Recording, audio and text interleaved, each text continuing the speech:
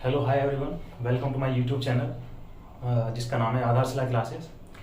और आज हम बात करेंगे 10th क्लास एनसीईआरटी चैप्टर का नाम है ट्रिग्नोमेट्री। तो ट्रिग्नोमेट्री के बारे में हम डिस्कस करेंगे। हालांकि अभी ये हमारा फर्स्ट क्लास ही है और इसमें हम 10th का सिलेबस कवर करेंगे। और साथ ही अगर आप लोगों की डिमांड आती है, अगर लोग हमसे जुड़ते हैं, जितने भी स्टूडेंट्स हैं वो हमसे जुड़ते हैं, तो हम बहुत जल्द 11th और 12th का सिलेबस भी यूट्यूब पर ही कवर कराएंगे। और ऐसा कोई भी क्वेश्चन नहीं होगा जो आपसे छूटेगा। और इसके साथ ही हम प्रैक्टिस सेट, चाहे वो आर एस अग्रवाल हो या आर डी शर्मा हो, उन बुक को भी साथ के साथ कवर करेंगे। और आपको मैं PDF फाइल भी दूंगा, सारी चीज़ें आपको, क्वेश्चंस A to Z कुछ आपसे नहीं छूटेगा, ये मेरा आपसे वादा है। सो आप देखिए, आप लोग हमारा चैनल सब्सक्राइब कीजिए, ज़्यादा से ज़्यादा लोग हमसे जुड़िए। ठीक है, ज़्यादा समय व्यतीत ना करते हुए मैं सीधे टॉपिक पर आता हूँ। बात करते हैं ट्रिग्नोमेट्री की। तो 10th के हिसाब से चलेंगे, जो आपके 10th क्लास के सिलेबस दिया हुआ उसके अकॉर्डिंग ही हम जितना उसमें दिया हुआ है, जो भी पोर्शन है वो सारा कवर कराएंगे। तो बात करते हैं ट्रिग्नोमेट्री की। ट्रिग्नोमेट्री सबसे पहले नाम से ही पता होगा आपको, ट्रिग्नोमेट्री। इसको अगर हम डिवाइड करें, ट्रिग्नो मतलब तीन चीज से मतलब है। एंगो मतलब एंगल से, और मैट्री से मतलब मेजरमेंट से एक तरह से। तो बात करें, कहने का मतलब है, इस पूरे वर्ड से ही पता चल रहा है कि तीन कोणों का माप, यानी कि कोई भी राइट एंगल ट्राइंगल में जो तीनों कोण हैं उनके बिहाफ पे हम डिस्कस करेंगे ट्रिग्नोमेट्री। ठीक है, पहली बात, कोई ट्राइंगल हमने लिया, सपोज ABC। ठीक है, इसमें एक एंगल होगा 90 डिग्री। तो राइट एंगल ट्राइंगल आपको पता ही है, जिसका एक एंगल क्या हो, 90 डिग्री हो। ठीक है, तो आपके जो 10th के हिसाब से जो मुझे पता है, उसमें क्वेश्चन किस हिसाब से आएंगे आपको क्या पता होगा, आपने शायद 9th क्लास में पढ़ा होगा। इसमें ट्रिग्नोमेट्री में 6 ट्रिग्नोमेट्रिकल रेशो होते हैं, जानते होंगे आप, साइन, कॉस, टेन, कोसेक, सेक और कोट। ठीक है, 6 ट्रिग्नोमेट्रिकल रेशो हैं। अब चाहे तो एंगल थीटा भी दे सकता है, अल्फा दे सकता है, बीटा, गामा, कुछ भी दे सकता है। मतलब आपको मतलब है ट्रिग्नोमेट्रिकल रेशो पता होना चाहिए। ठीक है, वो कैसे फाइंड करेंगे भाई? ट्रिग्नोमेट्रिकल रेशो कोई ज्यादा कुछ नहीं है, वो केवल क्या है, इस राइट एंगल ट्राइंगल की तीनों साइड में का आपस में रेशो, वो किसी भी साइड का हो सकता है। भाई सपोज करो ये राइट एंगल ट्राइंगल है, इसमें आपको पता है ये इसका क्या हुआ है, बेस, ये इसका क्या है, परपेंडिकुलर, और ये इसका क्या है, हाइपोटेन्यूस। तीन चीजें होती है राइट एंगल में, एक होता है बेस, एक होता है परपेंडिकुलर, एक होता है हाइपोटेन्यूस। ठीक है, तीन चीजें हैं। तो आपको पता कैसे चलेगा भाई? बेस का मतलब क्या है? बेस का मतलब होता है किसी चीज का आधार, जिसपे वो चीज टिकी हो। तो आपको पता है ये राइट एंगल का बेस क्या है, इसमें बेस है इसका BC, जिसको हम B से डिनोट कर रहे हैं, B मतलब बेस। और एक होती है इसकी हाइट, मैक्सिमम हाइट। तो मैक्सिमम हाइट को बोलते हैं इसका परपेंडिकुलर। और जो 90 के सामने वाला होता है उसको बोलते हैं हाइपोटेन्यूस। याद रखना, हमेशा 90 डिग्री के सामने वाला ही हाइपोटेन्यूस होगा। ठीक है, इसके बाद अब फाइंड कैसे करेंगे? सपोज जैसे ये एंगल मैंने ले लिया थीटा, जरूरी नहीं थीटा यहाँ पर, थीटा यहाँ पर भी हो सकता है। ठीक है ना, उस केस में क्या होगा, अगर थीटा ऊपर जा रहा है तो उस केस में क्या होगा, जो बेस है वो तो बन जाएगा परपेंडिकुलर, और जो परपेंडिकुलर है वो बन जाएगा बेस, मतलब आपस में इंटरचेंज हो जाएंगे। ठीक है, अब बात करते हैं सपोज साइन थीटा। तो साइन थीटा निकालने का एक ट्रिक है छोटी सी, आप शायद पढ़ी होगी आपने। इसको आप ऐसे भी पढ़ सकते हैं कि पाकिस्तान भूखा प्यासा और हिंदुस्तान हरा भरा। आप इसको 3 पार्ट में डिवाइड कर लीजिए, ऐसे ऐसे। मतलब अगर हम बात करें साइन थीटा की, मतलब साइन का रेशो, तो साइन में दो साइड का रेशो है, किसका, परपेंडिकुलर का और हाइपोटेन्यूस का। तो मतलब sine theta is equal to P/H। आपको पता है P क्या है इसमें, परपेंडिकुलर मतलब AB, और हाइपोटेन्यूस क्या है आपका, AC। बात आई समझ में? इसके बाद आते हैं cos थीटा पे। तो cos theta is equal to, second पे जाइए आप, B/H। B मतलब बेस, H अपॉन हाइपोटेन्यूस। तो B आपको पता है बेस क्या है आपका, BC, और हाइपोटेन्यूस क्या है आपका, AC। ठीक है, बात करते हैं किसकी, tan थीटा की। तीसरे पे आ जाइए P/B। P मतलब परपेंडिकुलर मतलब AB, और B मतलब बेस मतलब BC। और जैसे आप ये 3 ट्रिग्नोमेट्रिकल रेशो निकाल चुके होंगे, तो जो बाकी के 3 हैं वो इसी के ही क्या होंगे, रेसिप्रोकल होंगे, मतलब उल्टा। कैसे? साइन किसका रेसिप्रोकल है, कोसेक थीटा का। तो कोसेक थीटा की वैल्यू इसकी जस्ट रिवर्स होगी, मतलब H/P। इसी तरह से कोस किसका रेसिप्रोकल है, सेक थीटा का, इसकी वैल्यू जस्ट अपोजिट, H/B। और इसी तरह से tan थीटा होता है रेसिप्रोकल किसका, कॉट थीटा का, इसका जस्ट अपोजिट, मतलब B/P। यहां तक किसी को कोई डाउट? अगर हो तो आप कमेंट सेक्शन में लिख दीजिएगा। मैं आपको कल बता दूंगा उसका। लेकिन बात इतनी ज़्यादा बड़ी चीज़ नहीं बताई मैंने, सीधा सीधा क्या बताया, 6 ट्रिग्नोमेट्रिकल रेशो बताए हैं। और ट्रिग्नोमेट्रिकल रेशो क्या है, आपस में ही साइड का रेशो है। जो राइट एंगल ट्राइंगल हमें दिया हुआ है उसी में साइडों का रेशो है। भाई हो सकता है परपेंडिकुलर का बेस के साथ है, या बेस का हाइपोटेनस के साथ है, या हाइपोटेनस का परपेंडिकुलर के साथ है, इन्हीं तीनों में रिलेशन है। तो आपको सारे ट्रिग्नोमेट्रिकल रेशो याद हो गए। इसके बाद मैं आपको बता देता हूं कोण किसका रेसिप्रोकल होता है। इतना नोट कर लिया, स्क्रीनशॉट ले लीजिएगा, कर दो रफ। ओके, अब बात आती है कोण किसका रेसिप्रोकल होता है। ठीक है, तो बात करेगा साइन थीटा की, तो साइन थीटा का रेसिप्रोकल होगा 1 कोसेक थीटा। ठीक है, बात करेगा कॉस थीटा की, तो ये होगा 1 सेक थीटा। और बात करेगा टेन थीटा की, तो ये होगा रेसिप्रोकल 1 कॉट थीटा। मतलब एक दूसरे के अपोजिट होता है, रिवर्स कह सकते हैं, अपोजिट तो नहीं, रिवर्स, है ना। बात आ रही समझ में।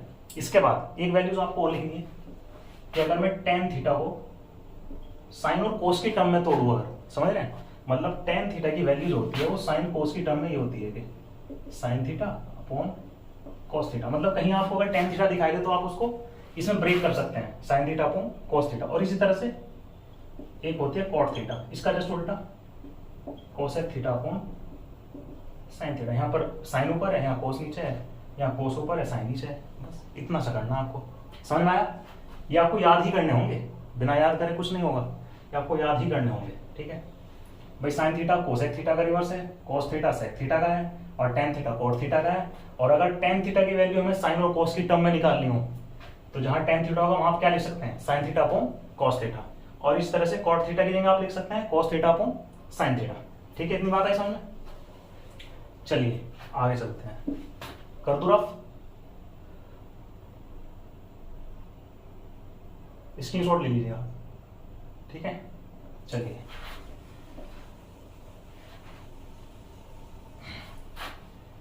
अब आपके क्वेश्चन किस टाइप के आएंगे मैं वो बता देता हूँ। टेंथ में जहां तक पहले एक्सरसाइज का सवाल है तो उसमें क्वेश्चन इस तरीके से देगा आपको। सपोज करो आपको sine theta is equal to 3/5 दे दिया, 3/5। ठीक है, इसके बाद आपसे कहेगा कि आपको क्या करना है, आपको बाकी की जो ट्रिग्नोमेट्रिकल रेशो है वो आपको पता लगाने हैं, जितने भी ट्रिग्नोमेट्रिकल रेशो हैं। बचे कौन कौन है भाई, साइन थीटा तो दिया हुआ उसने, बाकी के बच्चे कौन है, एक तो कॉस थीटा बचा है, एक आपका सेक थीटा बचा है, एक आपका टेन। मतलब इसी तरह से बाकी के 5 निकालना है आपको। तो कहने का मतलब क्या है, इसको मतलब किस तरीके से आप फाइंड करोगे उसका तरीका मैं आपको बताता हूँ। सपोज ये साइड परपेंडिकुलर 3 है, बेस इसका 4 है, और हाइपोटेनस हमें पता नहीं है, तो आपको पाइथागोरस थ्योरम आनी चाहिए, शायद आपने पढ़ी होगी। उसको कहो तो मैं उसका क्या प्रूफ भी करा देता हूँ कि पाइथागोरस थ्योरम कैसे आती है। कराएं क्या, चलो करा देते हैं, करा ही देते हैं फिर। आज वैसे ज़्यादा नहीं हो पाएगा, फिर अगर प्रूफ में तो टाइम लगेगा। चलिए करा देता हूँ मैं। सपोज ये कोई राइट एंगल ट्राइंगल है, याद रहे जितने भी ट्रिग्नोमेट्री यूज होगी वो हमेशा राइट एंगल ट्राइंगल में ही होगी, याद रखना, जिसका एक एंगल क्या हो 90 डिग्री। सपोज ये एंगल कोई ABC ट्राइंगल है, ठीक है, ये इसका एंगल भी 90 डिग्री है, इसके जस्ट सामने वाली साइड में मैं क्या करता हूँ, परपेंडिकुलर डाल देता हूँ। ठीक है, ये डाल दिया मैंने परपेंडिकुलर। तो जब भी 90 डिग्री वाले से मैं परपेंडिकुलर डालूंगा तो 2 चीज सामने आएगी, एक तो सामने वाली साइड को 2 इक्वल पार्ट्स में डिवाइड करेगा वो, ठीक है, और क्या ये जो एंगल है ये भी तो 90 बनेगा, ये वाला और ये वाला। बात आ रही समझ में भाई, जब मैं सामने वाली साइड से इस पर परपेंडिकुलर डालूंगा तो इसको 2 इक्वल पार्ट्स में डिवाइड करेगा वो। तो ये पॉइंट मैंने मान लिया सपोज D। बात आ रही समझ में, ये पॉइंट मैंने मान लिया D, और ये एंगल मैं मान लेता हूं इसका थीटा। जब ये थीटा इस, आप छोटे वाले ट्रायंगल को देखना जरा, किसकी बात कर रहा हूं मैं, ट्रायंगल AD, ये D है, ADB, इस ट्रायंगल की दिख रहा है आपको, इस ट्रायंगल की बात कर रहा हूं इसकी। इस ट्रायंगल में अगर ये थीटा है और ये 90 है तो ये कितना होगा, केवल इस एंगल, बता सकता है कोई, ये एंगल होगा आपका 90 माइनस थीटा। देख लीजिए, क्योंकि किसी भी ट्रायंगल के तीनों एंगल का सम कितना होता है 180। 180 कब आएगा, जब थीटा प्लस 90 माइनस थीटा और प्लस 90 इज इक्वल टू कितना होगा 180। समझ रहे हैं आप, ये एंगल 90 माइनस थीटा होगा। और जब इस छोटे ट्राइंगल की बात करूँ मैं, इस छोटे वाले की, अगर ये 90 है ये वाला, तो ये वाला एंगल कितना होगा खाली ये, भाई ये 90 माइनस थीटा है, ये पूरा 90 है, तो यानी कि ये कितना रहा होगा थीटा। अब छोटे ट्राइंगल में आ जाइए, ये थीटा हो गया, ये 90 हो गया, तो ये कितना होगा जी, बता सकते हो आप कितना, 90 माइनस थीटा। इतनी बात है समझ में भाई, किसी को कोई डाउट तो नहीं है। सबसे पहले हमने क्या करा, ये थीटा मान लिया, अगर ये थीटा है और ये 90 है तो 90 माइनस थीटा होगा इस ट्राइंगल में, ए डी बी की बात कर रहा हूँ, बात है समझ में। इसी तरह से आप आ जाइए आप ट्राइंगल किसमें, बी डी सी में। बी डी सी में क्या होगा, अगर ये 90 है और ये, क्योंकि ये पूरा एंगल कितना है 90, अगर ये 90 माइनस थीटा है तो ये थीटा हो गया, और जब ये थीटा है ये 90 है तो ये कितना होगा, ये 90 माइनस थीटा होगा। बात है समझ में। इसके आगे चलो, अब मैं देखो दो ट्राइंगल लेता हूं, आपको पता होना चाहिए ट्राइंगल ए डी बी और पूरा ट्राइंगल ए बी सी दोनों लगभग क्या है, सिमिलर ट्राइंगल है। सिमिलर का मतलब समझ लो आप, सिमिलर का मतलब है कि दोनों दिखने में एक जैसे हों, ठीक है। दिखने में जो ट्राइंगल एक जैसे हों उनको क्या बोलते हैं, सिमिलर ट्राइंगल। लेकिन ध्यान रहे, दो अलग अलग तरह के, एक तो होता है सिमिलर, एक होता है कॉन्ग्रेंट। कॉन्ग्रेंट में क्या है, कॉन्ग्रेंट का मतलब होता है सर्वांग सम हिंदी में अगर, और सिमिलर का मतलब होता है समरूप। समरूप मतलब एक जैसे दिखने वाले, केवल रूप समान हो, जबकि मेजरमेंट क्या हो, अलग हो। मतलब अगर इसकी एरिया की बात करें या इसके पैरामीटर्स की बात करें तो क्या होगा, डिफर होगा, ठीक है, वो डिफरेंट होगा, लेकिन दिखने में कैसे हैं, एक जैसे हैं।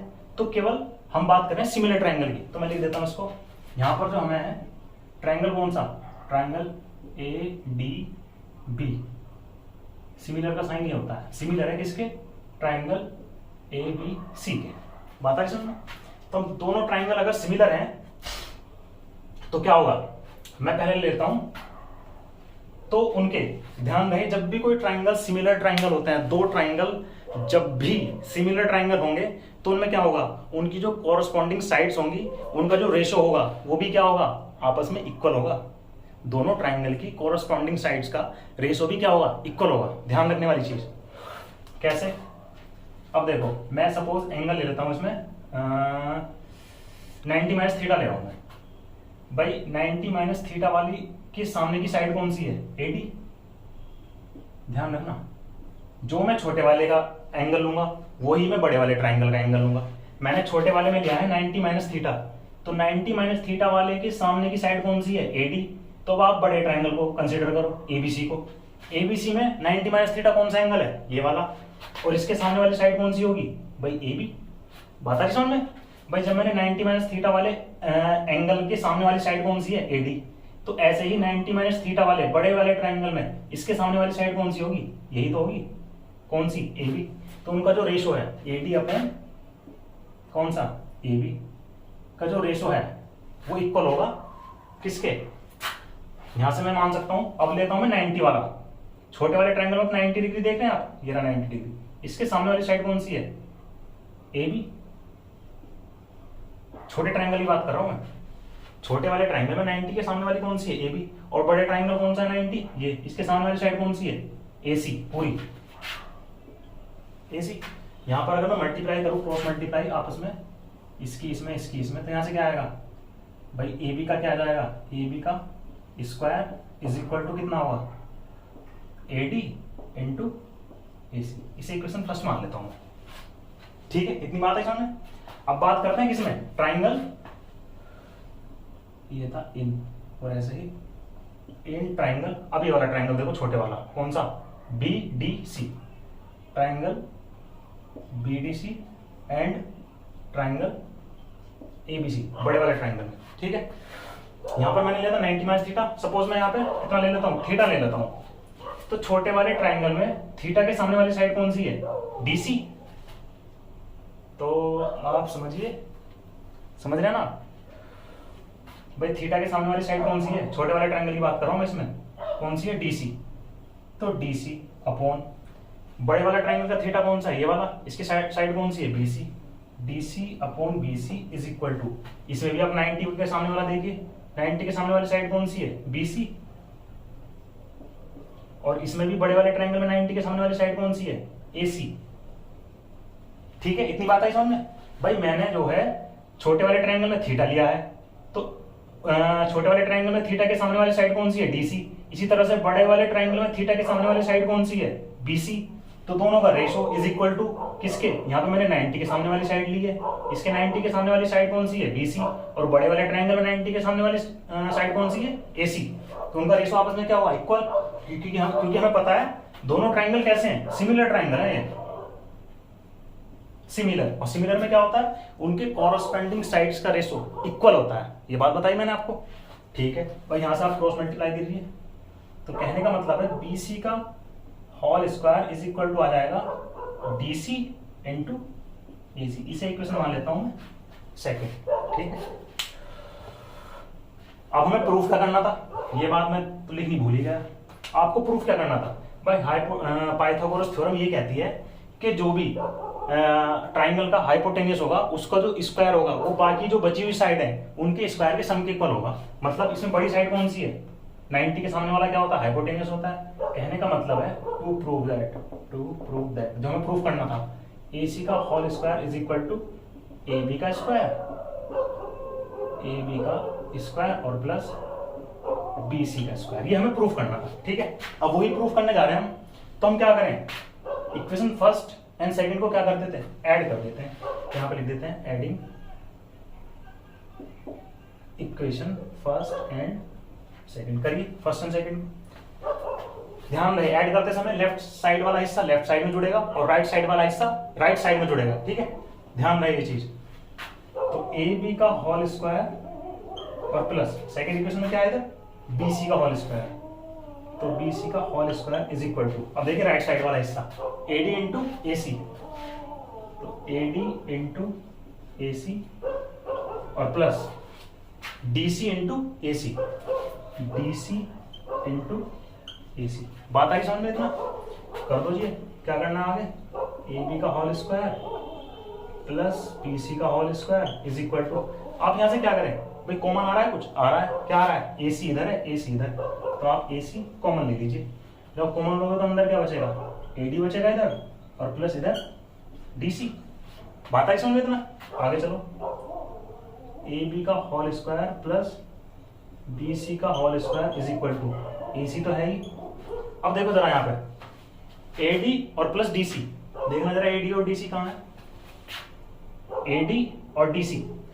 अगर मैं इन दोनों साइड को, दो पार्टों को, इनको आपस में, इसको और इसको, अगर मैं इनको हाफ हाफ पार्टों को जोड़ दूं अगर, तो क्या बन जाएगा, ध्यान से देखो जरा भाई, AD और प्लस DC। देखना AC नहीं बन रहा है पूरा, बन रहा है ना भाई, AD और DC क्या बन रहा है, AC बन रहा है पूरा। तो बस इस पूरी की जगह क्या लिख सकता हूं मैं, AC लिख सकता हूं, AC लिख दीजिए। AC इंटू AC क्या होगा, AC का होल स्क्वायर। कहने का मतलब है कि AC का whole square is equal to आ गया AB का स्क्वायर और प्लस BC का होल स्क्वायर। ये मैं प्रूफ करना था, देख लीजिए। किसी को कोई डाउट, अगर डाउट हो तो आप पूछ लीजिए मुझसे। बस एंगल का खेल है, ध्यान रखना। दोनों ट्रायंगल को हमने क्या किया, पहले सिमिलर दिखाया, और सिमिलर दिखाने के बाद मैंने आपको बताया कि जब भी कोई दो ट्रायंगल सिमिलर ट्रायंगल होंगे तो उनकी कॉरस्पॉन्डिंग साइड्स का रेशो भी इक्वल होगा, समान होगा। बात आ रही समझ में, वही प्रक्रिया हमने यहाँ पे लागू की है, ज्यादा कुछ नहीं है, छोटा सा समझने वाली चीज है। अगर समझ में आया तो आगे बढ़े, इसकी शॉट लीजिए। ये हुआ पाइथागोरस थ्योरम का पूरा प्रूफ, ठीक है। चले चलो रफ करते हैं।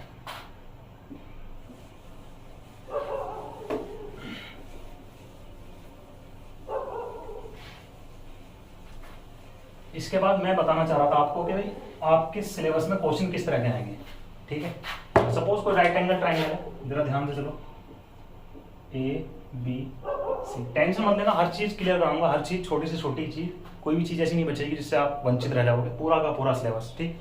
और ऐसा भी नहीं है कि ये पर्टिकुलर CBSE बोर्ड के लिए, हिंदी यूपी बोर्ड वाले भी जुड़ सकते हैं इसमें, ICSE वाले सभी बोर्ड।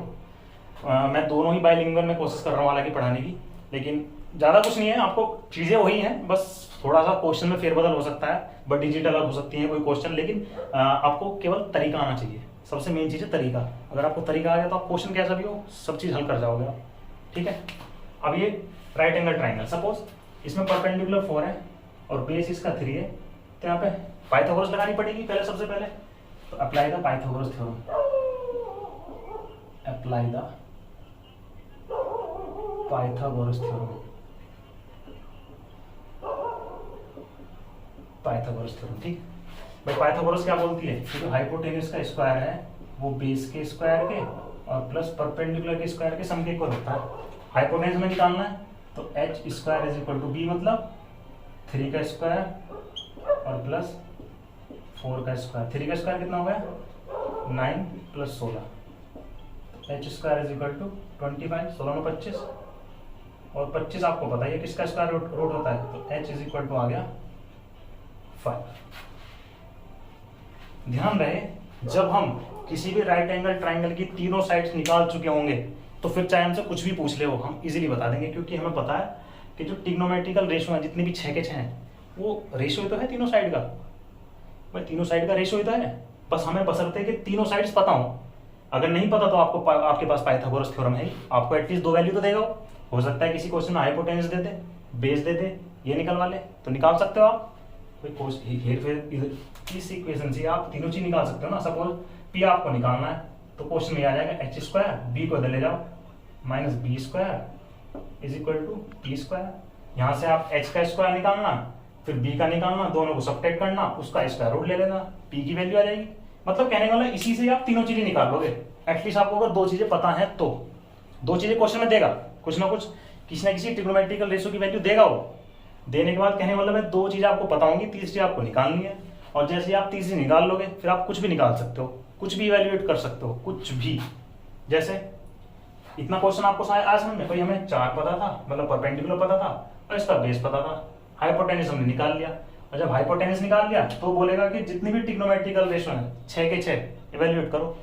सपोज ये एंगल थीटा, जरूरी नहीं थीटा यही हो, थीटा यहाँ भी हो सकता है। भाई इसका तो कंफर्म है, ये तो 90 रहेगा ही, केवल थीटा एक्सचेंज हो सकता है, या तो यहाँ आ जाए या यहाँ आ जाए। अगर थीटा ऊपर चला जाता है इस पे तो इसमें क्या होगा, जो बेस है वो परपेंडिकुलर बन जाएगा और जो परपेंडिकुलर है वो बेस बन जाएगा, मतलब दोनों इंटरचेंज हो जाएंगे। अगर थीटा ऊपर है तो नीचे ही है तो कोई बात ही नहीं, बेस बेस है, परपेंडिकुलर परपेंडिकुलर है। बात करें अगर साइन थीटा की, तो sine theta is equal to P upon H. P कितना है 4, एच कितना है 5, निकल गया। आगे क्या निकालना है आपको, कॉस थीटा पता है आपको क्या है, बी अपॉन एच। बी कितना है आपका 3, एच कितना है 5। फिर नेक्स्ट आपको पता है टेन थीटा कितना है, पी अपॉन एच। पी कितना है आपका 4 और बी कितना है आपका 3। कोई दिक्कत किसी को? जब आपको 3 पता है तो 3 और निकाल दोगे, चाहे तो निकाल वैसे निकाल लेना, नहीं तो आपको पता ही कि अपोजिट किस किस के होते हैं, रेसिप्रोकल। भाई साइन थीटा का अपोजिट कौन सा होता है, कोसेक थीटा। तो कोसेक थीटा कितना आ जाएगा 5/4। कोस आपका पता है किसका है, सेक का। सेक कितना आ जाएगा 5/3। टेन आपको पता है कोट का, तो 3/4। ठीक है, कोई दिक्कत तो नहीं किसी को? अब जरूरी नहीं है कि मतलब अलग अलग ही ट्रिग्नोमेट्रिकल रेशो निकाले, कोई आपको इक्वेशन टाइप भी दे सकता है, ट्रिग्नोमेट्रिकल रेशो की कोई इक्वेशन भी दे सकता है आपको। सपोज कैसे, मैं बता देता हूं। इसी को ले लेते हैं इसी के हिसाब से। सपोज उसने दे दिया कि evaluate the value, evaluate the value किसकी, सपोज ऐसे दे दिया उसने 4 sine square theta minus 1/2 cos theta और प्लस 1/5 टेन स्क्वायर थीटा। इसकी वैल्यू आपको निकालनी है। तो आपको 3 ही ट्रिग्नोमेट्रिकल रेशो दिखाई दे रहे होंगे, भाई तो साइन थीटा है, एक कॉस थीटा है, एक टेन थीटा है। ठीक है, तो सबसे पहले साइन थीटा की वैल्यू निकाल देते हैं, कितनी आएगी भाई, अलग अलग निकालेंगे इंडिविजुअल। साइन थीटा कितना आएगा आपको पता है, पी अपॉन एच होता है। पी कितना है इसमें 4, एच कितना है 5, तो 4/5। फिर जरूरत पड़ेगी हमें कॉस थीटा की। कॉस थीटा आपको पता है बी अपॉन एच। बी कितना है 3, एच कितना है 5 और नेक्स्ट पड़ेगी आपको टेन थीटा की, पता है आपको पी अपॉन बी मतलब 4/3। इतनी बात है समझ। जब हमें तीनों ट्रिग्नोमेट्रिकल रेशो की जरूरत थी, जिनकी जरूरत थी वो हमने निकाल ली है, तो आपको क्या बस वैल्यू पुट करनी है इसमें, putting the value, putting the value किस किस की, एक तो साइन थीटा की, एक कॉस थीटा की और एक टेन थीटा की, तीनों की वैल्यू रख देनी है। तो कैसे रखोगे 4 इंटू साइन स्क्वायर थीटा मतलब पता है आपको, अभी वैल्यू निकालनी है आपने 4/5 का स्क्वायर और माइनस 1/2 कॉस थीटा की वैल्यू कितनी है ये 3/5 और प्लस 1/5 टेन थीटा की वैल्यू आपको पता है कितनी 4/3, लेकिन इसका स्क्वायर भी है साथ में, ये ध्यान रखना, जहाँ स्क्वायर है वहाँ स्क्वायर कर दीजिए। तो 4 इंटू भाई कितना आ जाएगा 16/25 माइनस इन दोनों की मल्टीप्लाई कर दो 3/10 और प्लस 1/5 इंटू कितना आ जाएगा 16/9। यहाँ तक किसी को कोई डाउट? भाई वैल्यू तो रखी है, बस जिसका स्क्वायर था उसका स्क्वायर कर दिया, बाकी वैल्यू रख दी। यहाँ तक किसी को कोई दिक्कत तो होनी चाहिए मुझे मेरे हिसाब से। बस सॉल्व कर देना आपको, मल्टीप्लाई कर लो इसकी, कितना आएगा 16 चौके 64 अपॉन में कितना है 25, फिर माइनस 3/10 और प्लस 16/9×45। इनका बस आपको एलसीएम लेना है। पहले फ्रैक्शन जैसे सॉल्व करते आए हो, 9th क्लास में फ्रैक्शन सॉल्व नहीं करी आपने भाई, 25 का 10 का और 45 का क्या लेना, आपको एलसीएम लेना है, इसको सॉल्व कर देना फ्रैक्शन को, आंसर। किसी को कोई दिक्कत? कर लोगे ना इतना, तो बाकी कोई दिक्कत तो नहीं किसी को? इस तरह के क्वेश्चन आपको आने चाहिए। हम एक्सरसाइज से और आप एक्सरसाइज करेंगे तब आप समझ लोगे। वैसे कोई ज़्यादा बड़ा खेल नहीं है, नोट करो जल्दी।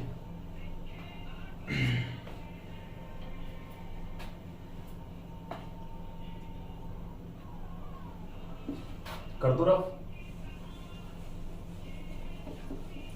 गर्मी बहुत ज़्यादा हो रही है, मेहनत कर रहे हैं तुम्हारे लिए, पढ़ाई पर ध्यान दीजिए बहुत अच्छे से। कोई चीज़ नहीं बचेगी, आप टेंशन मत लीजिए, घबराने की जरूरत नहीं है आपको। एक एक चीज़, एक कहता है ना, एक छोटी से छोटी चीज़, बेसिक चीज़ें भी कवर कराऊंगा, जो भी चीज़ें हो सकती हैं। ज़्यादा से ज़्यादा आपको टेंशन की जरूरत नहीं है। मैथ से तो आप बिल्कुल खेलोगे, आप जैसे कहते हैं खेलना, वो खेलोगे उसके साथ। ठीक है, इतनी बात है समझ में। अब कुछ स्पेसिफिक वैल्यू होती है ट्रिग्नोमेट्री में, जैसे 0 डिग्री और 30 डिग्री, 45 डिग्री, 60 डिग्री एंड कितना 90 डिग्री। इनकी फिक्स वैल्यू है, साइन के लिए, कोस के लिए, टेन के लिए, कोसेक के लिए। वो आपको टेबल है, टेबल से याद कर लेना। वैल्यूज लिखाने का कोई फायदा तो है नहीं यहाँ पे, आपको पता होनी चाहिए तो वैल्यू। 9th क्लास में भी होता है इसकी एक टेबल, पूरी टेबल है, उसको याद करके ही काम चलेगा, बिना याद करे कुछ नहीं होगा। जैसे साइन 0 की वैल्यू 0, साइन 30 का 1/2 और साइन 45 का कितना 1/√2, साइन 60 का कितना √3/2 और साइन 90 की वैल्यू 1। इसी तरह से कोस का बिल्कुल रिवर्स कर देना, कोस 0 की वैल्यू 1 और 30 की √3/2, 45 की सेम रहेगी 1/√2। उसके बाद कोस 60 की वैल्यू 1/2 और कोस 90 की 0। ठीक है, इतनी बात आ रही समझ में। इसी तरह से कोट 10 का, कोट का एक वैल्यू याद कर लेना, दूसरी उसकी रिवर्स होगी बिल्कुल। ठीक है, कोई दिक्कत तो नहीं, वो आपको याद ही करनी पड़ेगी। तो सम स्पेसिफिक वैल्यू वहाँ पे, उसमें क्वेश्चन कैसे आएंगे, जैसे सपोज करो मैं बता देता हूँ। क्वेश्चन ने आपको दे दिया sine square 45 plus cos 60 upon tan 45 और प्लस tan 30 डिग्री। ये डिग्री होता है हमेशा, कभी समझो डिग्री नहीं लिख रहे, डिग्री होती है। ठीक है जी, इसकी वैल्यू आपको, तो वही स्पेसिफिक वैल्यू सारे देखो, 45 भी स्पेसिफिक में आता है, 60, 45, 30। ठीक है, वो आपको अगर टेबल याद होगी तभी आप कर पाओगे, वो टेबल आपको याद ही करनी पड़ेगी। उसका और कोई ऑप्शनल चीज़ नहीं है वो कि भाई उसका काम किसी और चीज़ से चल जाएगा, तो आपको याद ही करनी पड़ेगी। तो जैसे साइन स्क्वायर 45 पता है आपको, इसकी वैल्यू होती है 1/√2, तो √2 का स्क्वायर प्लस कोस 60 की वैल्यू, जो साइन 30 की वैल्यू होगी वो कोस 60 की वैल्यू होगी, तो यानी कि 1/2। बस स्क्वायर नहीं है तो ये छोड़ दो, अपॉन में आ जाओ। tan 45 की वैल्यू कितनी है 1 होती है tan 45 की, और tan 30 की 1/√3। ठीक है, इसको आप कैलकुलेट कर लो। जैसे 1/√2 का स्क्वायर पता है, √2 का स्क्वायर कितना होता है भाई, अगर मैं √2 का स्क्वायर बोल रहा हूँ आपसे, तो इसका क्या मतलब है, √2 की √2 में मल्टीप्लाई, मतलब ओनली 2। ऐसे अगर √3 की √3 मल्टीप्लाई करेंगे तो 3, ऐसे ही क्या √5 की √5 मल्टीप्लाई तो 5। बात आ रही समझ में, ये पता होना चाहिए आपको। तो यहाँ से कितना आएगा 1/2 और प्लस 1/2 अपॉन 1 प्लस 1/√3, या तो ऐसे समझ लो, आधा ये कितना बन गया 1 बन गया, अपॉन में 1 प्लस 1/√3। चाहो तो यहाँ एलसीएम ले लो, एलसीएम लोगे तो √3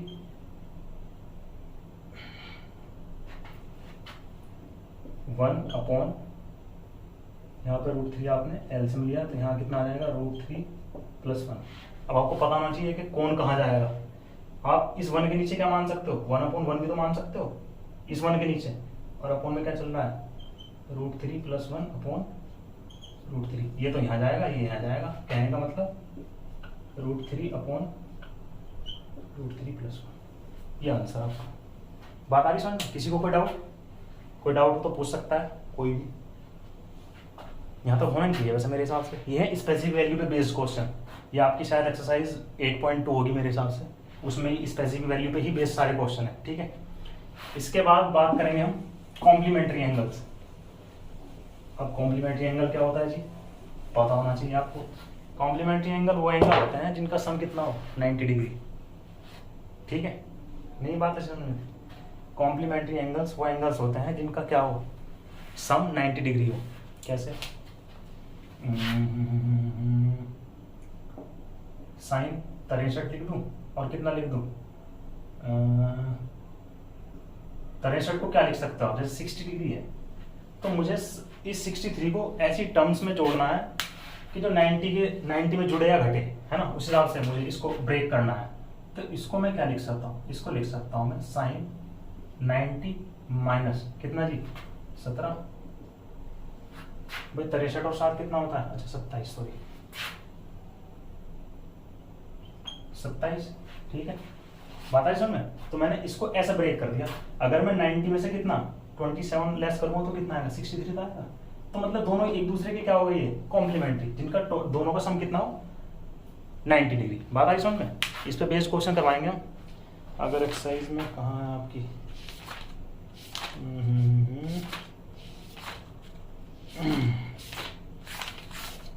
चलिए जब स्टार्ट करेंगे एक्सरसाइज तब बता देंगे आप, उसमें कोई दिक्कत वाली बात नहीं है, ठीक है ना, इतना आपको पता चल गया।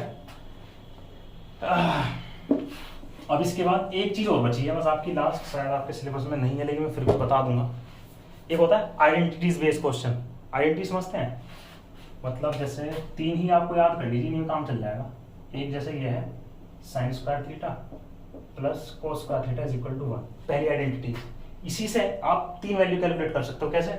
जैसे खाली मुझे अगर यहाँ से sin² थीटा की वैल्यू निकालनी हो तो 1 तो इधर है ही, cos को इधर लेके जाऊंगा तो 1 माइनस cos² थीटा, पहला। और सेकेंड, अगर मुझे cos की वैल्यू निकालनी हो मतलब cos² theta = 1 minus sin² theta, ठीक है। एक से ही मैंने 3 निकाल ली। तो कहीं आपको sin² थीटा + cos² थीटा दिखाई दे तो वहाँ क्या रखोगे आप 1। कहीं आपको खाली sin² थीटा दिखाई दे तो आप वहाँ क्या लिख सकते हो 1 माइनस cos² थीटा। और कहीं आपको अगर cos² थीटा दिखाई दे तो वहाँ क्या लिख सकते हैं आप 1 माइनस sin² थीटा। ये थी पहली आइडेंटिटीज। अब सेकंड की बात करते हैं। सेकंड क्या है आपकी, कहीं लिखा हो आपका sec² theta minus tan² theta = 1। तो यहाँ से आप sec² थीटा की वैल्यू निकाल सकते हो। तो sec² थीटा कितना आएगा 1 + tan² थीटा। या यहाँ से अगर tan² थीटा की वैल्यू निकालनी हो आपको, tan² थीटा, ध्यान रहे tan² थीटा को मैं उधर लेके जा रहा हूँ और 1 को इधर लेके आ रहा हूँ, मतलब tan² थीटा की वैल्यू कितनी आ जाएगी sec² थीटा माइनस 1। ध्यान से देखो जरा, बात आई समझ में? भाई मैंने क्या किया, tan² थीटा को उधर ले गया, 1 को इधर ले आया, तो क्या आएगा tan² theta = sec² theta minus 1। और तीसरी क्या है, तीसरी है आपकी cosec² theta minus cot² theta = 1। यहाँ से भी सेम वही, भाई अगर आपको cosec² थीटा की वैल्यू निकालनी हो तो कितनी आएगी 1 + cot² थीटा, ठीक है। कोसेक को ही रहने दिया, कोट को उधर लेके चले गए। और इसी तरह से अगर cot² थीटा की वैल्यू निकालनी हो तो क्या आएगी जी cosec² थीटा माइनस 1। किसी को कोई डाउट अगर हो तो बताओ। केवल आइडेंटिटीज 3 हैं, ये आपको याद ही करने होंगे फॉर्मूले, क्योंकि ट्रिग्नोमेट्री ऐसी चीज़ है बिना फॉर्मूले के तो सॉल्व होगी नहीं। अगर आपको फॉर्मूले पता है फिर आप चाहे कहीं भी घुस जाना, फॉर्मूले पे अगर आप कोई भी फॉर्मूला सही होना चाहिए, गलत ना हो, चाहे आप फिर उस किसी भी कहीं भी अप्लाई कर देना जहाँ अप्लाई हो रहा हो, अगर वो तो आप कहीं से कहीं भी निकल जाओगे। गलती नहीं हो सकती ट्रिग्नोमेट्री में कभी भी, बस बशर्ते कि आपको फॉर्मूले याद होने चाहिए, ठीक है। अब एक चीज और बची है, ASTC रूल। वो कैसे, वो शायद मैं आपको, चलिए नेक्स्ट उसमें करा देंगे। वैसे आपके सिलेबस से आउट ऑफ सिलेबस है वो, कोई आपके में है नहीं उस तरह के क्वेश्चन, लेकिन फिर भी मैं करा दूंगा ताकि एग्जाम में पता नहीं कभी कभी हो जाता है तो क्वेश्चन आउट ऑफ सिलेबस से आ जाए। तो आप लोगों को घबराने की जरूरत नहीं है, वो पूरा हम कंप्लीट कराएंगे उसको। आपको बिल्कुल भी निश्चित घबराने की या टेंशन लेने की जरूरत नहीं है, निश्चिंत रूप से आप हमारे साथ जुड़े रहिए।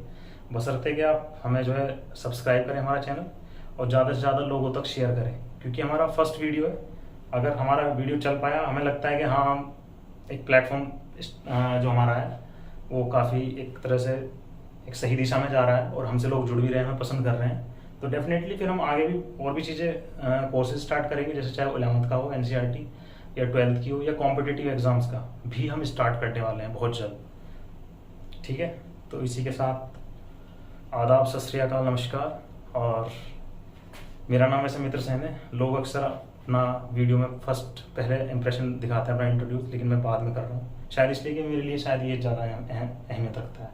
आपकी समझ में आना चाहिए, मतलब मकसद है आपको समझाना, बस आपकी समझ में आ रहा है तो सही, हम सही हैं। नाम वाम से क्या रखा है, आपका नाम क्या है, हमारा नाम क्या है, नाम में क्या रखा है, ठीक है। तो इसी के साथ यहीं पर आज का वीडियो समाप्त करते हैं, और कल हम स्टार्ट करेंगे इसकी फर्स्ट एक्सरसाइज 8.1।